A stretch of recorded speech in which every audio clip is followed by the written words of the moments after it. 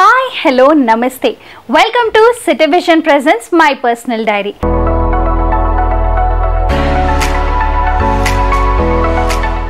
ఈ రోజు my personal డైరీతో మనతో ఒక వెరీ ఇన్స్పిరేషనల్ పర్సన్ ఉన్నారు.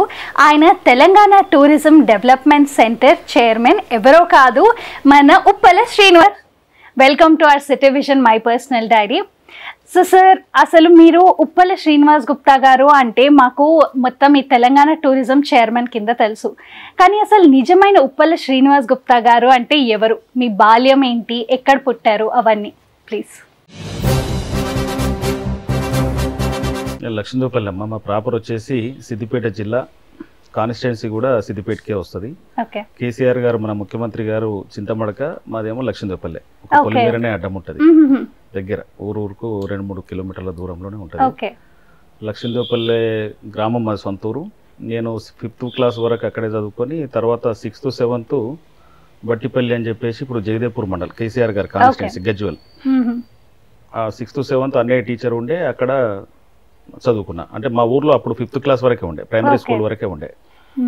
6th 7th అక్కడ చదువుకుని మళ్ళీ ఆ నుంచి ఆడ 7th వరకే ఉండే. మళ్ళీ ఏం చేసినా మళ్ళీ 8th క్లాస్కు మళ్ళీ సిద్దిపేటకు వచ్చేసి సిద్దిపేట హై స్కూల్లో చదివిన. 8th క్లాస్ సిద్దిపేట హై స్కూల్లో చదువుకొని మళ్ళీ 9th 10th నారాయణరావుపేట అని చెప్పేసి మా ఊరికి ఒక 5 కిలోమీటర్ దూరంలో ఉంటుంది. 9th 10th అక్కడ చదువుకున్నా. ఇక హై స్కూల్ వరకు అక్కడ చదువుకొని అప్పుడు 10th క్లాస్లో ఫస్ట్ క్లాస్ పాస్ అయ్యి ఇక తర్వాత intermediate Siddipet first year second year MPC group, maths physics chemistry. ఇక డిగ్రీ వచ్చేసి మళ్ళీ హైదరాబాద్ సిటీ కాలేజీలో ఫస్ట్ ఇయర్ చదువుకొని BA HEP. తర్వాత సెకండ్ ఇయర్ థర్డ్ ఇయర్ మళ్ళీ డిగ్రీ కాలేజ్ సిద్దిపేటకి వచ్చిన. ఇక నాది ఫైనల్గా వచ్చేసి MA పొలిటికల్ సైన్స్ ఉస్మాన్ యూనివర్సిటీలో డిస్టెన్స్ చేసిన. MA పొలిటికల్ సైన్స్ కంప్లీట్ అయింది, PG కంప్లీట్ అయింది. సో సార్, అయితే మీ తల్లిదండ్రుల గురించి కూడా చెప్పండి. అమ్మ నాన్న ఏంటంటే అమ్మ అనంతలక్ష్మి, ఫాదర్ నేమ్ వచ్చేసి ఉప్పల విశ్వనాథం. అంటే అప్పుడు మేమే పెద్ద కోమటి అని అంటారు. 24 ఇళ్ళల్లో 24 కోమటిళ్ళు ఉంటే మా వయసులయ్యి ఇప్పుడు మాదే పెద్ద కోమటి. అంటే ఇక ఆ వెనకటి నుంచి వస్తుంది, మా తాతల అప్పటి నుంచి వస్తుంది. ఇక ఊర్లే బతుకమ్మ పండుగ కానీ, ఇక వినాయకుని పెట్టినప్పుడు నిమజ్జనం కానీ అన్నీ మా నాన్నగారే ముందుండి అప్పుడు నడిపించేది. ఇక అదొక ఇన్స్పిరేషన్. ఇక ఆ రోజు నుంచి తర్వాత ఇక 2002లో నాన్నగారు బ్రెయిన్లో బ్లడ్ క్లాట్ అయ్యి ఆయన చనిపోవడం. నేను ఇంటర్మీడియట్లో ఉన్నప్పుడే అమ్మ చనిపోవడం ఒక తీవ్ర విషాదం. అదొకటి అది ఉండే. అప్పుడు అమ్మకు హార్ట్ అటాక్ ఉండేసరికి ప్రైవేట్ హాస్పిటల్స్, అప్పుడు మేము చిన్నోళ్ళం. నేను ఇంటర్మీడియట్ అంటే అప్పుడు ఎంత 89లో చనిపోతే ఇక అప్పుడు ఇక తర్వాత ఇక మేము సిద్దిపేటలో చదువుకొని ఇక అట్లా హైదరాబాద్కి వచ్చి ఇక హైదరాబాద్లో PG కంప్లీట్ చేసుకున్న తర్వాత అప్పుడు యూఎస్కి వెళ్ళాలని ఉండే. NITలో బషీర్బాగ్లో NIT ఒక 1 year చదువుకొని కాచిగూడ వైస్ హాస్టల్లో ఉండి ఆ నుంచి అమెరికాకు పోవాలని ఒక ప్లాన్ ఉండే. ఇక తర్వాత ఈ బిజినెస్లోకి ఎంటర్ అయిపోయినాం. ఇక నడిచి సక్సెస్ఫుల్గా ఒక బిజినెస్ మ్యాన్ అయిపోయినాం ఫస్ట్లో. ఓకే.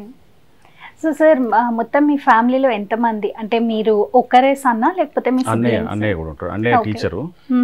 అన్నయ్య టీచరు, నేను చిన్నవాడిని. మా చెల్లె ఒక అక్క. ఇద్దరు హైదరాబాద్లో ఉంటారు వాళ్ళు. ఓకే. సో సార్, అంటే ఇప్పుడు మీరు ఎడ్యుకేషన్ డిస్టెన్స్ చేశారు అనేసారు కదా, అంటే మీరు అసలు MA ఎందుకు వెళ్ళాలి అనుకున్నారు? అంటే MA ఎందుకు తీసుకోవాలనుకున్నారు? అంటే ఇక PG కంపల్సరీ కదా. ఈ పాలిటిక్స్ అంటే కూడా అప్పటి నుంచే నాకు స్టూడెంట్ లీడర్గా నుంచే నాకు ఉండే. అప్పుడు నేను 10th క్లాస్ చదువుకున్నప్పుడే నారాయణరావుపేట హై స్కూల్లో నేనే క్లాస్లో మానిటర్, అందరూ అంటే క్లాస్ హెడ్ అని.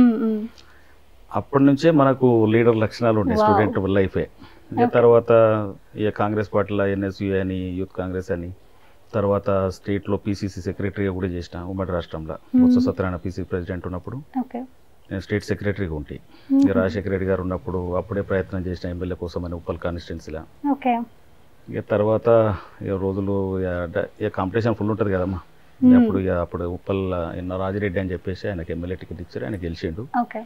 ఇక రాను ఇక అప్పుడు రైల్వే బోర్డు మెంబర్గా కూడా 3 times చేసిన. JRUCC మెంబర్ అంటే zonal railway users consultative committee అనేది సెంట్రల్ గవర్నమెంట్ది. ఇక దాని తర్వాత ఇక TRS పార్టీలో 2018లో KTR గారి సమక్షంలో కేసీఆర్ గారి ఆశీర్వాదంతో బ్రహ్మాండంగా ఒక 10,000 మందితోటి పెద్ద ఎత్తున తెలంగాణ భవన్లో, మామూలుగా కాదు, ఇక్కడ నుంచి ర్యాలీ నాగోల్ చౌరస్తా మొత్తం ఒక 2 గంటలు జామ్ అయింది. ఇక ర్యాలీ తీసుకొని పోయినాము. ఇక పోయిన తర్వాత కేటీఆర్ గారి సమక్షంలో కండువా కప్పుకొని ఇక నాతో పాటు ఒక 5-6 వేల మంది చేరారు. ఈ ఆ రోజు నుంచి 33 జిల్లాలలో వయసులకు, పేద వయసులకు ఎక్కడ ఏ ఆపద ఉన్నా, ఏ ప్రాబ్లమ్స్ ఉన్నా నా వంతు సహకారం ఎప్పుడు ఉంటుంది వాళ్ళకి.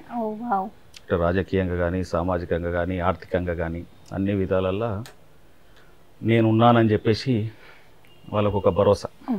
దాదాపు 25 లక్షల మంది వైశ్య కమ్యూనిటీ ఉంటుంది. అది ఇంటర్నేషనల్ వైశ్య ఫెడరేషన్ అని చెప్పి దేశం మొత్తంలో 23 రాష్ట్రాలలో ఉన్నది. వరల్డ్ వైజ్గా చూసుకుంటే ఒక 20 దేశాలలో, అమెరికా, దుబాయ్, హాంకాంగ్, మలేషియా ఇవన్నిట్లలో దేశాలలో ఉన్నది. అంటే వైశ్య జాతిని ఒక ప్లాట్ఫామ్ ఇంటర్నేషనల్ వైశ్య ఫెడరేషన్ అంటే సౌత్ ఇండియా, నార్త్ ఇండియాను అంటే వైశ్యులలో కూడా రాజకీయంగా ఎదగాలి, పేద వైశ్యులను ఆదుకునేటట్టుగా ఎవరైతే సివిల్స్ కోసం ప్రైమరీ పాస్ అవుతారో వాళ్ళకు 1 lakh rupees non refundable fund కింద ఇస్తాం వాళ్ళకి. అంటే మా వైశ్య కమ్యూనిటీలో కూడా ఒక ఐఏఎస్ ఆఫీసర్ ఉండాలి, ఐపీఎస్ ఆఫీసర్ కావాలి, ఒక సంకల్పం అన్నట్టు. అది ఇండియా వైజ్గా అన్ని రాష్ట్రాలలో ఇస్తున్నాం. మన తెలంగాణ రాష్ట్రంలో కూడా ఒక 22 మందికి ఐఏఎస్ చదివే వాళ్ళకి ఇస్తున్నాం అట్లా. సో అసలు ఈ ఇంటర్నేషనల్ ఆర్యవైశ్య ఫెడరేషన్ అంటే ఓన్లీ స్టూడెంట్స్కి లేకపోతే వీళ్ళకే హెల్ప్ చేస్తుందా, లేకపోతే ప్రతి ఒక్కరికి అండగా ఉంటుందా? ఇప్పుడు ఎవరైతే పేదల పెళ్లిళ్ళు కావాలనుకుంటే మనది Uppala foundation equal to international Vaishya federation రెండింటి నుంచి వాళ్ళకి ఏదన్నా చదువు కోసం స్టూడెంట్స్కి అంటే మా దాంట్లో కూడా అంటే అన్ని కులాలకు ఇస్తాము. పేద వయసులకు ఏంటంటే ఈ వాళ్ళకు ఎంబీఏ చదవాలనుకున్నా, బీటెక్ చదివే వాళ్ళకు కొంచెం ఏంటంటే కరుడు బాగా పరిస్థితి ఘోరంగా ఉంటుంది. కొందరు తండ్రి లేని పిల్లలు ఉంటారు, కొందరు అయితే గుమస్తా చేసుకుంటా పాపం. మా దాంట్లో కూడా వయసులలో రెక్కాడితే కానీ ఒక్కడని బతుకులలో ఉంటారు. వాళ్ళ కోసం ఇప్పుడు ఏదైతే తెలంగాణ మొత్తం సంక్షేమ పథకాలు ఉన్నాయో ఎస్సీ, ఎస్టీ, బీసీ మైనార్టీలకు అదే విధంగా పెన్షన్ కూడా మా పేద వయసులకు కూడా వస్తుంది. కళ్యాణ లక్ష్మి పథకం కూడా మా వాళ్ళకు ఇప్పిస్తున్నా. డబుల్ బెడ్రూమ్ ఇల్లు కూడా ఎక్కడ అవకాశాలు ఉంటే అక్కడ డబుల్ బెడ్రూమ్ కూడా ఇచ్చేటట్టుగా ప్లాన్ చేస్తున్నాం.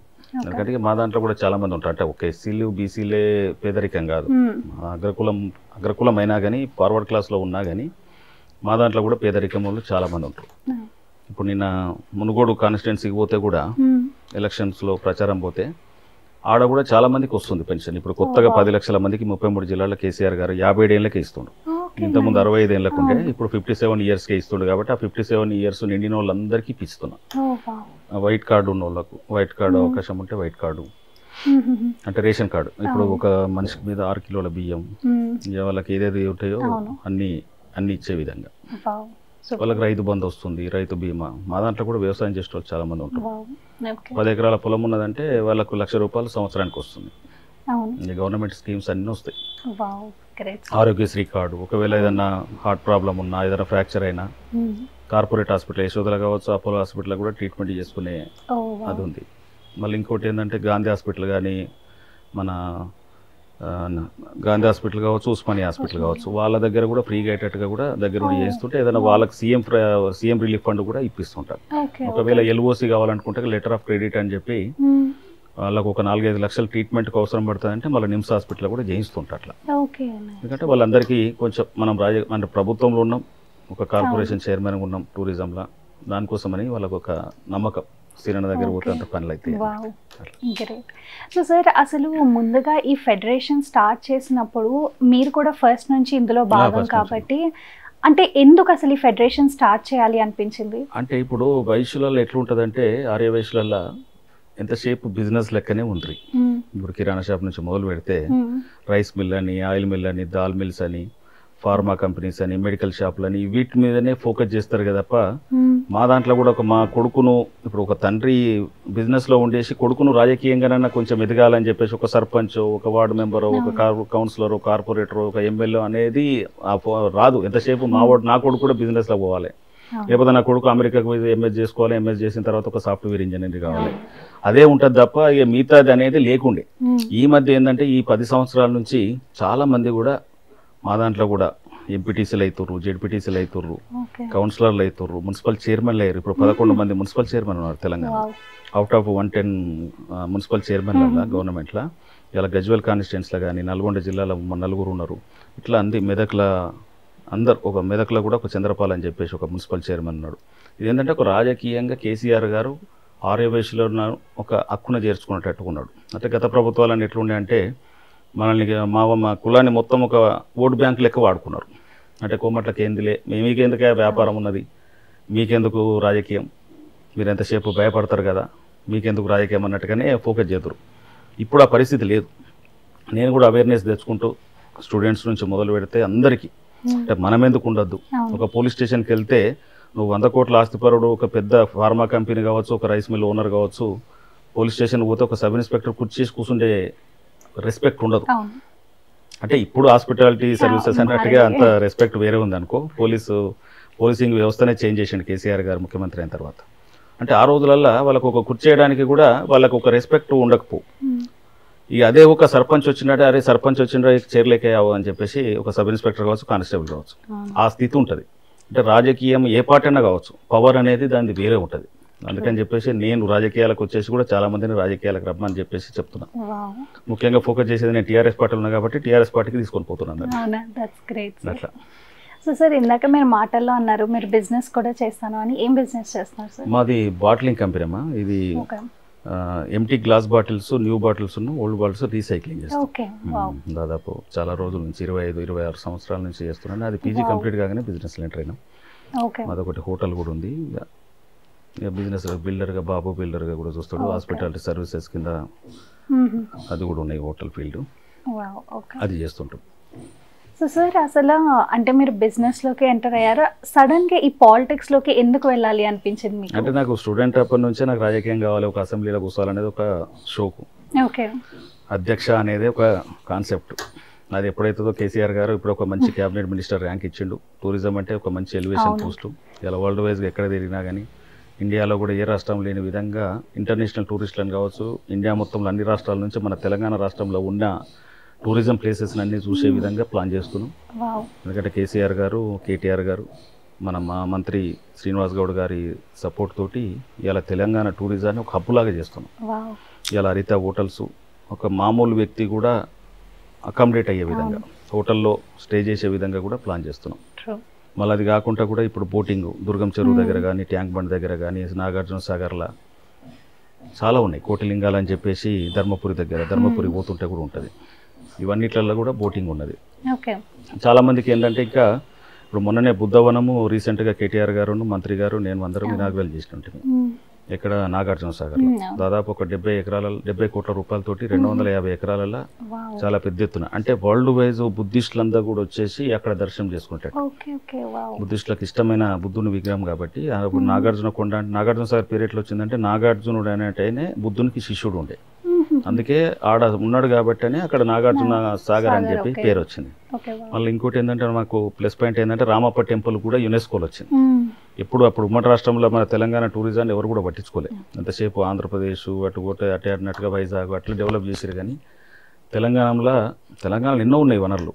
ఇవాళ మంచి లేక్స్ ఉన్నాయి, హిల్ స్టేషన్స్ ఉన్నాయి.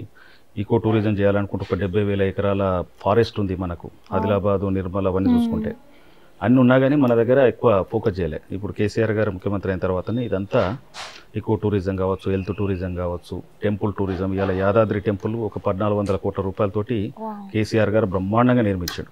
మరొక తిరుపతి లాగా ఎక్కడో దేశ విదేశాల నుంచి వచ్చి ఆడ దర్శనం చేసుకునేటట్టుగా ప్లాన్ చేసినాడు. రోజు 1,00,000 మంది వచ్చే విధంగా దాని దగ్గర కూడా, టెంపుల్ దగ్గర కూడా బస్వాపూర్ విలేజ్ అని ఉంటుంది ఒకటి. ఆడ ఒక లేక్, ఒక అంటే రిజర్వాయర్ కట్టిండు సారు. ఆడ 11 TMCల వాటర్ ఉంటుంది.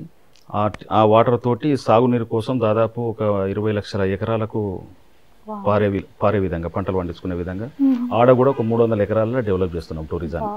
అంటే యాదాద్రి టెంపుల్కు రాగానే ఓన్లీ దర్శనం చేసుకొని మళ్ళీ సేమ్ డే వెళ్ళిపోకుండా ఒక 2 days స్టే చేసుకొని అవన్నీ చూసుకునేటట్టుగా, ఎందుకంటే బయట నుంచి వస్తారు చాలా మంది. ఒక రిసార్ట్స్, ఒక 3 స్టార్ హోటల్, 5 స్టార్ హోటల్, ఒక 10,000 మెంబర్స్ ఫంక్షన్ చేసుకునే విధంగా ఒక డెస్టినేషన్ సెంటర్, 5,000 మెంబర్స్ చేసుకునేటట్టుగా ఒక ఫంక్షనల్ టైప్ పెద్దది కన్వెన్షన్ సెంటర్స్ అని ఆ విధంగా కూడా ప్లాన్ చేస్తుంది.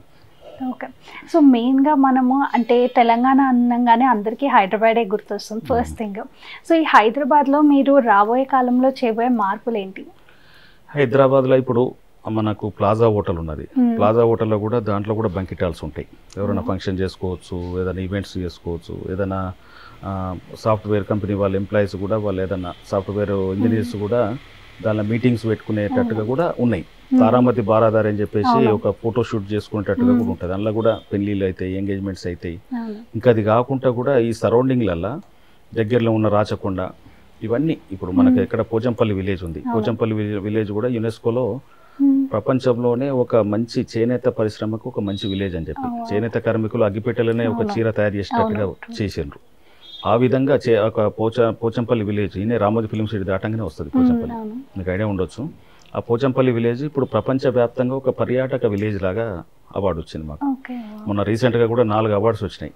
అపోలో హాస్పిటల్కు హెల్త్ టూరిజం కింద, రైల్వే మన సికింద్రాబాద్ రైల్వే స్టేషన్కి ఏమో రైల్వే టూరిజం కింద వచ్చింది, ఇంకోటి ఏమో గోల్ఫ్ కోర్స్ ఉంది ఒకటి, మా టూరిజం కిందకే వస్తుంది, దానికి ఒక అవార్డు వచ్చింది. మళ్ళీ టూరిజం ప్లేసెస్లలో టాప్ 3లా అంటే ఇండియా మొత్తంలో చూసుకుంటే 3rd ప్లేస్లో తెలంగాణ వచ్చింది.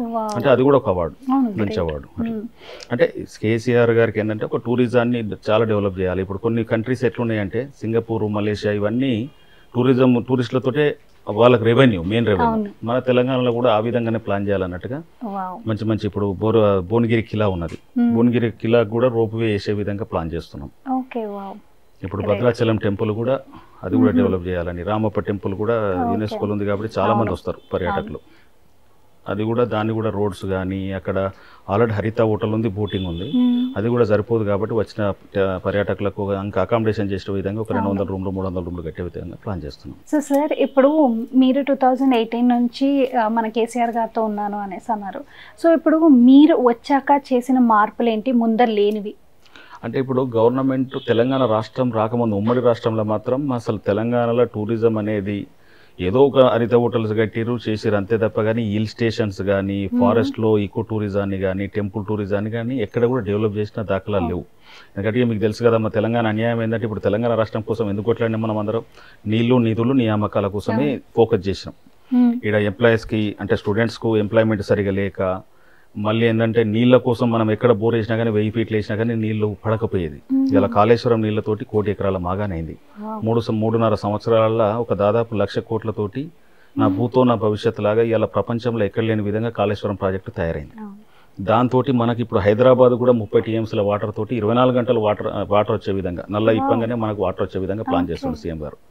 మనం చూసినాం ఇంతకుముందు ఎట్లుండే 24 గంటల కరెంటు లేకుండా, రైతులకు కూడా 9 గంటలు 7 గంటలు వాళ్ళకి ఎప్పుడో రాత్రి పూటిస్తే పాములు గడిచి వాళ్ళ కోడ్ల పొంటి పోయి వర్షంలో ఎండలు అనకుండా ఎట్లా పడితే అట్లా ఘోరంగా ఉండే పరిస్థితి. ఇవాళ అట్లా లేదు.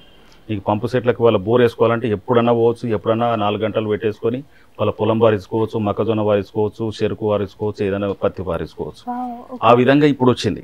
గత ప్రభుత్వాలన్నీ ఎంతసేపు ఈ నీళ్ళ మీద చేయలేదు, దేని మీద ఫోకస్ చేయలేదు. ఎందుకంటే కేసీఆర్ గారికి ఒక విజన్, 14 ఏళ్ళ ఆయన పోరాటంలో సాగు బతుకుల మధ్య తీసుకొచ్చిన తెలంగాణ ఇవాళ బంగారు తెలంగాణ కోసం బాటలు ఇస్తున్నాం. ఇవాళ దేశంలో లేని ఎక్కడ లేని అభివృద్ధి మన తెలంగాణలో జరుగుతుంది. ఎకనామికల్గా చూసుకుంటే కూడా ఒక 3rd స్టేట్గా తమిళనాడు, మహారాష్ట్ర తర్వాత మెయిన్ రెవెన్యూ సెంట్రల్ గవర్నమెంట్కి ఇచ్చేది జీఎస్టీ ద్వారా కావచ్చు, ఇన్కమ్ ట్యాక్స్ ద్వారా కావచ్చు, ఓన్లీ మన తెలంగాణ. ఇంత చిన్న రాష్ట్రమైనా కానీ ఉమ్మడి 10 జిల్లాలు, అప్పుడు పాత 10 జిల్లాలు చూసుకుంటే ఇప్పుడు 33 జిల్లాలు కొత్తవి చూసుకుంటే అన్ని విధాలల్లో కూడా సాఫ్ట్వేర్ కంపెనీస్, మంచి మంచి కంపెనీస్ ఇవాళ కేటీఆర్ గారి నాయకత్వంలో అమెజాన్ కానీ, యాపిల్ కంపెనీ కానీ, ఫేస్బుక్ కానీ అన్ని కంపెనీస్ ఇక్కడికి ఎందుకు వస్తున్నాయంటే తెలంగాణ రాష్ట్రంలో టీఎస్ఐపాస్ ద్వారా ల్యాండ్ మనమే అక్వేషన్ వాళ్ళకి ఇస్తున్నాం. మళ్ళీ 15 రోజులనే వాళ్ళకి పర్మిషన్లు వచ్చేటట్టుగా. నువ్వు ఏ కంపెనీ అయినా పెట్టుకో ఇక్కడ, వాళ్ళకి ఎంప్లాయ్మెంట్కు సేమ్ టైం ఎంప్లాయ్మెంట్ ఒక 2-3 వేల మందికి స్టూడెంట్స్కి ఎంప్లాయ్మెంట్ వస్తుంది. మళ్ళీ దాన్ని మనం ఇక్కడ నుంచి వాళ్ళకు ఎక్స్పోర్ట్ చేయడానికి ఇక్కడ నుంచి బయటకు అమెరికా కానీ వాళ్ళ కంపెనీస్ అన్ని ఇక్కడ వస్తే మనకు జిఎస్టీ రూపకంగా కూడా ట్యాక్స్ వస్తుంది. ఐటీ పర్పస్ కానీ జిఎస్టీ పర్పస్లో కానీ ఇవన్నీ రెవెన్యూ ఎందుకు ఇన్ని కంపెనీస్ వస్తున్నాయి కాబట్టి మనకు తెలంగాణ మెయిన్ ఎకనామికల్గా సపోర్ట్ చేస్తుంది సెంట్రల్ గవర్నమెంట్కు. కానీ మన తెలంగాణకు వాళ్ళు ఏంటంటే సౌతి ప్రేమ చూపిస్తుంది బీజేపీ గవర్నమెంట్. మనం చూస్తున్నాం మోడీ గారైనా అమిత్ షా గారైనా ఇంతసేపు వాళ్ళ 18 రాష్ట్రాలు ఎక్కడైతే బీజేపీ పాలిత ముఖ్యమంత్రులు ఉన్నారో ఆ ముఖ్యమంత్రులకే సపోర్ట్ చేస్తున్నారు తప్ప కేసీఆర్ గారు టీఆర్ఎస్ పార్టీకి చేస్తే ఆయనకు పేరు వస్తుంది తప్ప మా బీజేపీకి రాదనేది వాళ్ళు ఒక ఫోకస్ చేస్తారు. కానీ అది తప్పు. ఎందుకంటే మన రాష్ట్రం కూడా ఇండియాలోనే ఉంది కదా, మన రాష్ట్రం ఏం పాకిస్తాన్లో లేదు, బంగ్లాదేశ్లో లేదు కదా. వాళ్ళు ఎంతసేపు మన సౌతి ప్రేమ చూసుకుంటూ తెలంగాణకు అన్యాయం చేయాలి. వాళ్ళు ఉన్న 3 ఎంపీలు ఉన్నా కానీ, వాళ్ళ ఎమ్మెల్యేలు ఒక 3 ఉన్నా కానీ వాళ్ళు చేసేది ఏం లేకుండా బండి సంజయ్ కానీ వాళ్ళంతా ఇక్కడ మాట్లాడే తప్ప వాడికి పోతే వాళ్ళది ఏం పతార లేదు, పని చేయరు వాళ్ళు. అటువంటి పరిస్థితి వాళ్ళది ఉంది. అందుకనే కేసీఆర్ గారు ఒంటరి పోరాటం చేసుకుంటూ ఇలా తెలంగాణ రాష్ట్రాన్ని ప్రపంచవ్యాప్తంగా, ప్రపంచంలో ఎక్కడ మంచి మెయిన్ కంపెనీస్ ఉన్నాయో అటువంటి కంపెనీస్ మన హైదరాబాద్కు వస్తున్నాయి. అంటే మనకు 24 hours పవర్ కావచ్చు, రోడ్స్ కావచ్చు, వితౌట్ ట్రాఫిక్ లేని వ్యవస్థ కావచ్చు, క్లైమేట్ పరంగా కూడా. ఇప్పుడు మనం బెంగళూరు కానీ ఎక్కడ పోయినా కానీ అది ఎప్పుడు వర్షం పడుతుందో తెలియదు, ఎప్పుడు ఎంత. మన క్లైమేట్ ఎండ ఉంటుంది, ఎండాకాలంలో, వానాకాలం అప్పుడు వాన ఉంటుంది. మరి విపరీతమైన వర్షాలు ఉండవు, విపరీతంగా ఎండ ఉండదు. ఇలా అదే కోస్టల్ ఏరియా ఆంధ్రాలో చూసుకుంటే సముద్రం పక్కకే ఉంటుంది, ఎప్పుడు సునామీ వస్తుందో ఏది ఉంటుందో అనేది తెలియదు. కానీ అదే మన హైదరాబాదు, ఇండియాలో టాప్ సిటీ అంటే హైదరాబాద్. అందుకనే చాలా మంది ఇలా 1.5 కోటి జనం ఉన్నారు మన దగ్గర. అవుట్ ఆఫ్ 4.5 crores ఈ రంగారెడ్డి జిల్లా చూసుకున్నా, మేడ్చల్ జిల్లా చూసుకున్నా, మొత్తం సరౌండింగ్స్ అంతా 1.5 crore పాపులేషన్ అయింది. దాని తగ్గట్టుగా ఇలా ఫ్లైఓవర్స్ కానీ, అవుటర్ రింగ్ రోడ్ కానీ, ఇప్పుడు కొత్తగా రీజనల్ రింగ్ రోడ్ దాదాపు 300 కిలోమీటర్లతోటి సంగారెడ్డి, భువనగిరి, అటు పోతే ఆలేరు, ఇక్కడ నుంచి మళ్ళీ ఇటు పోతే ప్రజ్ఞాపూర్, ఈ రోడ్ నుంచి సరౌండింగ్లో చేసేసుకుంటే ఇక మన సిటీకి టచ్ కాకుండా ట్రాఫిక్ పోవాలన్నట్టుగా ప్లానింగ్. అంటే అటు లారీలు కావచ్చు, బస్సులు కావచ్చు, ఎట్లా వీలైతే అట్లా. ఆ ప్లానింగ్ తోటి ఒక 20 ఏళ్ళ విజన్ తోటి పని అవుతుంది ఇలా కేసీఆర్ గారు, కేటీఆర్ గారు. ఎందుకంటే మళ్ళీ మనకి ఇంకా కొత్త కంపెనీలు రావాలి. ఇలా ఫార్మా సిటీ అని చెప్పేసి ముచ్చర్ల దగ్గర దాదాపు ఒక 60,000 ఎకరాలు అక్కడ ఇప్పుడు కంపెనీస్, ఫార్మా ఇండస్ట్రీ మొత్తం రావాలని, ఇండియాలో ఉన్న టాప్ కంపెనీస్ అన్ని ఇక్కడ రావాలి. ఇప్పుడు మన వ్యాక్సిన్ కూడా ఇక్కడనే కదా, మన తెలంగాణలో తయారు చేసి ప్రపంచానికి మనం సప్లై చేసినాం. ఇది కోవాక్సిన్. కోవాక్సిన్ మనకు కావాలంటే అప్పుడు ఇంజక్షన్ కావాలంటే దొరకకపోయేది, అటువంటి మనమే ప్రపంచానికి సప్లై చేసినాం. అటువంటి పరిస్థితి మన తెలంగాణకు ఉన్నది. ఇలా రెడ్డి ల్యాబ్స్ కానీ, సిప్లా కానీ, గ్లాక్సో కంపెనీ కానీ, ఇవన్నీ కూడా ఫార్మాసిటికల్గా మన దగ్గర ఉన్నాయి. అట్లా అంటే ఇక బిజినెస్ పరంగా చూసుకుంటే ఈ బాబులు ఇద్దరు చూస్తున్నారు. పెద్ద బాబు వచ్చేసి సాయి కిరణ్, వాడిది కూడా MBA అయిపోయింది. చిన్నోడు సాయి తేజ, వాంది కూడా MBA కంప్లీట్ అయిపోయింది. ఇక వాళ్ళిద్దరు ఫుల్ టైం బిజినెస్ అయిపోయారు. ఇక వాళ్ళు ఎక్కడో అమెరికాకు పోవాలన్నా, యూకేకి పోవాలన్నా కానీ నాకు ఇష్టం ఉండదు. వాళ్ళు ఏంటంటే రాత్రికి రాగానే వాళ్ళు ఇద్దరు ఉండాలి, మాకు కనబడాలి. ఇక మా మిస్సెస్ స్వప్న కూడా హౌస్ వైఫ్ అయినా కానీ మొత్తం అంటే నేను ఇంకెదగాలి, ఇంకా ఫుల్ టైమ్గా రాజకీయంలో ఉండాలి, రేపు ఎమ్మెల్యేగా కావాలి, ఇంకేదన్నా కావాలన్నట్టుగానే వాళ్ళకు ఉంటుంది. మేమున్నాం అంటే మాకు టైం ఇవ్వకున్నా సరే కానీ మాత్రం సమాజానికి సేవ చేసే విధంగా ఉండాలి, పబ్లిక్ సేవ చేసే విధంగా ఉండాలనేది నాకు. రోజు పొద్దున్న లేస్తే ఒక 200 మంది నా దగ్గరకు వస్తుంటారు. ఈ పని, ఒకరు పోలీస్ స్టేషన్ అని, ఒక MRO తోటి పను, ఇంకేదన్నా KTR గారితో పను, ఇంకోటి హరీష్ రావు గారితో పను, ఏదో ఒకటి ఉంటుంది. హెల్త్ పరంగా కానీ అన్ని విధాలలో ఏ పనులు ఉన్నా కానీ దగ్గర ఉండేసి డైరెక్ట్ ఫోన్లు చేస్తా, వాళ్ళకి పనులు చేపిస్తుంటా. వాళ్ళు ఏ ఫంక్షన్లు పిలిచినా కానీ వాళ్ళ ఇళ్ళకి పోతుంటా. చిన్న ఫంక్షనా పెద్ద ఫంక్షన్ కాదు, మంచి చెడు సావు ఏదైనా సరే వాళ్ళకు అవసరమైతే రోజు 20-25 ఫంక్షన్లు తిరిగేది ఉంటుంది. అవసరమైతే వేరే జిల్లాలలో కూడా పోయేసి వస్తుంటా. మళ్ళీ సేమ్ టైం ఫ్యామిలీకి కూడా టైం ఇస్తుంటా. అంటే ఫుల్ టైం అయితే ఇవ్వలేం కదా, ఇక ఇంత రాజకీయంలో ఉన్నప్పుడు తప్పదు. కానీ వాళ్ళు కూడా, పిల్లలు కూడా అడ్జస్ట్ చేసుకుంటారు, మా మిస్సెస్ కూడా అడ్జస్ట్ చేసుకుంటారు. అట్లేమో. సో వ్యూయర్స్, దీంతో మన ఫస్ట్ సెగ్మెంట్ అయిపోయింది. మరి మన సెకండ్ సెగ్మెంట్లోకి వెళ్ళిపోయే ముందు ఇప్పుడు స్మాల్ బ్రేక్ తీసుకుందాం.